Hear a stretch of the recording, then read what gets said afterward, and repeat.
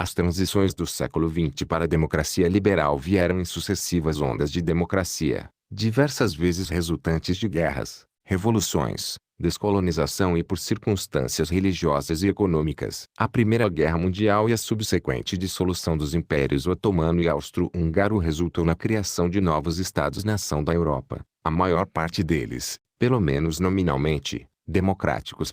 Na década de 1920 a democracia floresceu, mas a Grande Depressão trouxe desencanto e a maioria dos países da Europa, América Latina e Ásia viraram-se para regimes autoritários. O fascismo e outros tipos de ditaduras floresceram na Alemanha nazista, na Itália, na Espanha e em Portugal, além de regimes não democráticos terem surgido nos países bálticos, nos Balcãs, no Brasil, em Cuba, na China e no Japão, entre outros. A Segunda Guerra Mundial trouxe uma reversão definitiva dessa tendência na Europa Ocidental. A democratização dos setores estadunidense, britânico e francês da Alemanha ocupada, disputado, da Áustria, da Itália e do Japão ocupada pelos aliados serviu de modelo para a teoria posterior de mudança de regime. No entanto, a maior parte da Europa Oriental, incluindo o setor soviético da Alemanha, caiu sob a influência do bloco soviético não democrático. A guerra foi seguida pela descolonização e, novamente, a maioria dos novos estados independentes tiveram constituições nominalmente democráticas. A Índia emergiu como a maior democracia do mundo e continua a sê-lo. Em 1960,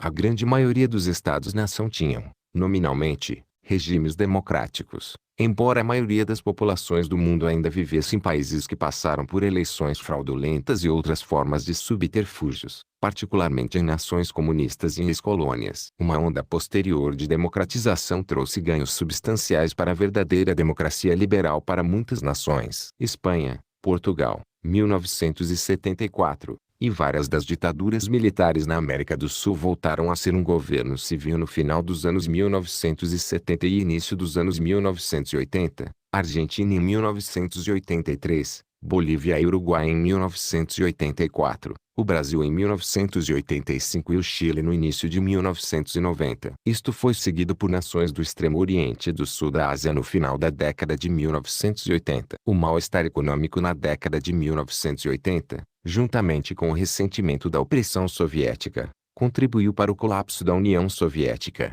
o consequente fim da Guerra Fria e a democratização e liberalização dos antigos países do chamado Bloco Oriental. A mais bem-sucedida das novas democracias eram aquelas geográfica e culturalmente mais próximas da Europa Ocidental e elas são agora, em sua maioria, membros ou membros associados da União Europeia. Alguns pesquisadores consideram que a Rússia contemporânea não é uma verdadeira democracia e, em vez disso, se assemelha a uma forma de ditadura. A tendência liberal se espalhou para alguns países da África na década de 1990, sendo o exemplo mais proeminente a África do Sul. Alguns exemplos recentes de tentativas de liberalização incluem a Revolução Indonésia de 1998, a Revolução Bulldozer na antiga Iugoslávia, a Revolução Rosa na Geórgia, a Revolução Laranja na Ucrânia, a Revolução dos Cedros no Líbano, a Revolução das Tulipas no Quirguistão e da Revolução de Jasmim na Tunísia, parte da chamada Primavera Árabe.